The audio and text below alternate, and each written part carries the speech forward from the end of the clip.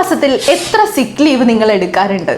ഇവിടെ യു എയിലൊക്കെ പണിയെടുക്കുന്ന സമയത്ത് മാസത്തിൽ ഒരു 2 സിക്ക് ലീവെങ്കിലും എടുക്കാത്ത ആളുകൾ വളരെ കുറവായിരിക്കില്ലേ?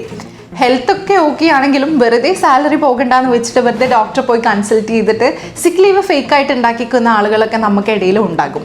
വ്യാജമായി സിക്ക് ലീവ് സർട്ടിഫിക്കറ്റ് ഉണ്ടാക്കി നൽകിയതിന് അബുദാബിയിൽ 4ഓളം ഹെൽത്ത് കെയർ ഫെസിലിറ്റീസ് ആണ് അതോറിറ്റീസ് അടച്ചുപൂട്ടിയിട്ടുള്ളത്. ഹെൽത്ത് കെയർ സെന്ററിൽ നേരിട്ട് പരിശോധനയ്ക്ക് എത്താത്ത ആളുകൾക്ക് പോലും പണം മേടിച്ചിട്ട് ഇവർ പറയുന്ന രീതിയിൽ മെഡിക്കൽ റെക്കോർഡ്സ് വാട്സപ്പ് വഴി അയച്ചു കൊടുത്തു എന്നുള്ളതാണ് ഇവർ ചെയ്തിട്ടുള്ള കുറ്റം എന്ന് പറയുന്നത്. അതിനാണ് ഈ 4 സ്ഥാപനങ്ങളും അടച്ചുപൂട്ടിയിട്ടുള്ളത്. ഇതൊന്നും കൂടാതെ തന്നെ പല പേഷ്യൻസിന്റെ പേരിലും ഫേക്ക് ആയിട്ടുള്ള മെഡിക്കൽ റെക്കോർഡ്സ് ഒക്കെ ക്രിയേറ്റ് ചെയ്തിട്ട് അവരുടെ ഹെൽത്ത് ഇൻഷുറൻസ് ക്ലെയിം ചെയ്ത് എന്നിട്ടുള്ള ആരോപണം ഇവരുടെ പേരിൽ വന്നിട്ടുണ്ട്. എന്തായാലും ഈ പ്രതികളെല്ലാം പബ്ലിക് പ്രോസിക്യൂഷന് മുന്നിൽ കൈമാറിയിട്ടുണ്ട്.